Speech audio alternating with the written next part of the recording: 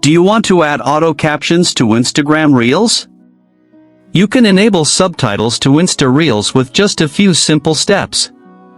Before we begin, please like this video and subscribe to our channel. I've also included some helpful tools and apps in the description, so be sure to check them out.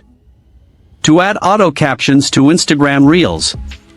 First, open the Instagram app on your mobile device and tap the plus icon to create a new post. Select Reel from the bottom menu to start creating your video.